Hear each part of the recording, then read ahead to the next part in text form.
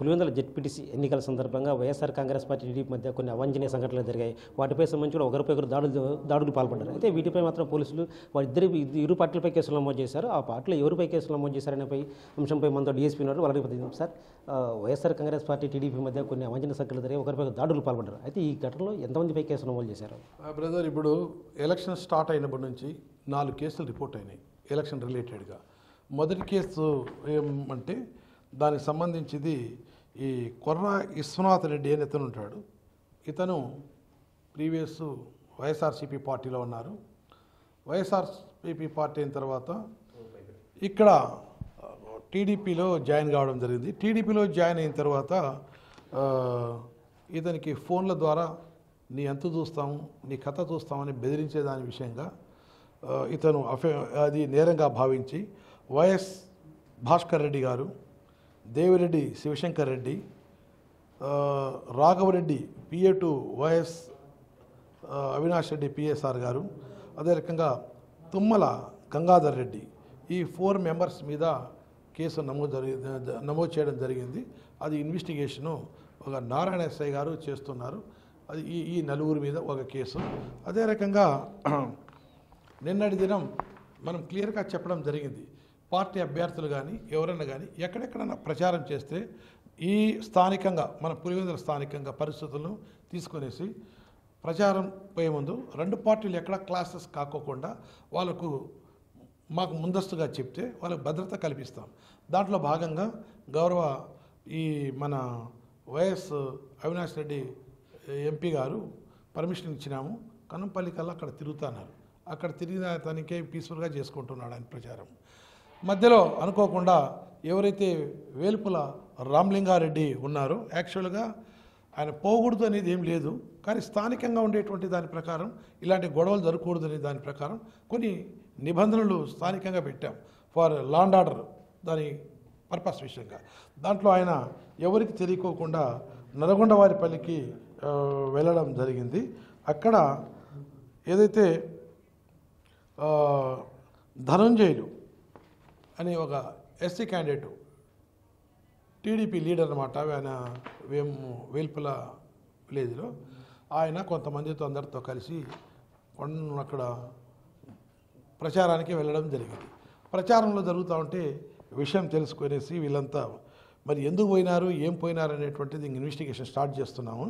But అక్కడ పోయి ఈ వేల్పుల రామలింగారెడ్డి, హేమాద్రి రెడ్డి అండ్ సమదాస్ అతని పైన దాడి చేయడము, అతన్ని కూడా గాయపరచడము, ఇట్లాంటివన్నీ జరిగినాయి. అతనికి కూడా దెబ్బలు తగిలినాయి, హాస్పిటల్కి పంపించాము.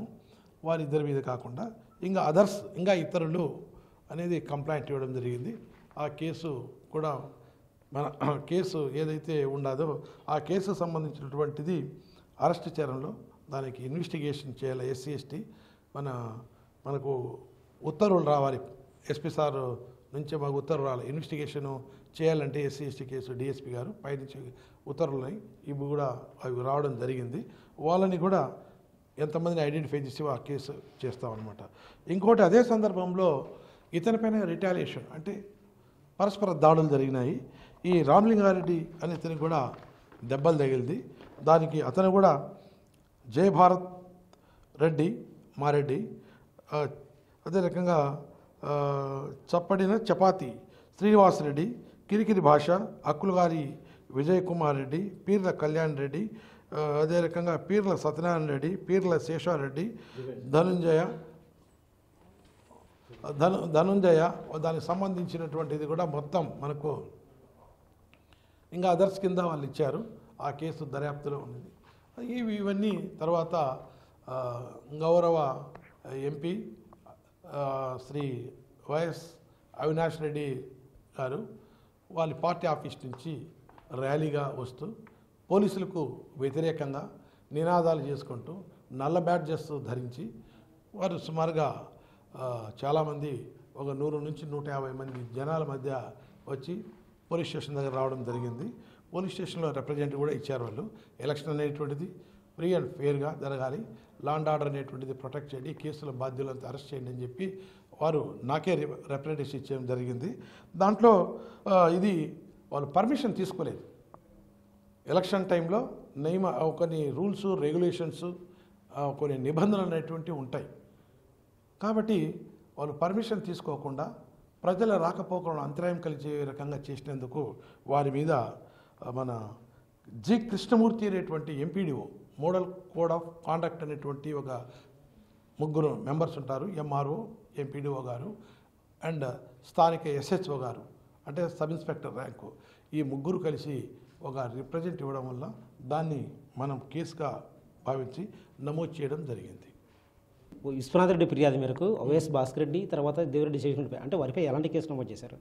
భయపడించాడు, నీ అంతూ చూస్తామనే దానికి 506 అని పాత ఐపీసీ ప్రకారం దౌర్జన్యం చేశారంతని చెప్పి పులివెందుల ఎన్నికల మంత్రులు గట్టి భద్రతా చర్యలు చేపట్టాం. ఎలా ఎట్టి పరిస్థితుల్లో కూడా వైఎస్ఆర్ కాంగ్రెస్ పార్టీ టీడీపీలు కూడా ప్రత్యేకంగా వాళ్ళకు గ్రామాలు అప్పగించాం. సో ఎవరు కేటాయించిన గ్రామాల్లో ఎవరు కేటాయించిన సమయాల్లో అటు వాళ్ళు ప్రచారం చేసుకోవాలని చెప్పాం. అయితే దానికి విరుద్ధంగా కూడా వైఎస్ఆర్ కాంగ్రెస్ పార్టీ చెందిన రామలింగారెడ్డి మరియు మరికొందరు టీడీపీ కేటాయించిన సమయంలో ప్రచారం చేయడంతోనే ఘట్ట జరిగిందని డీఎస్పీ మురళీనాయక్ చెప్తున్నారు. Camera person సుదర్శన్తో Shiva, big TV, Pulivendula నుంచి.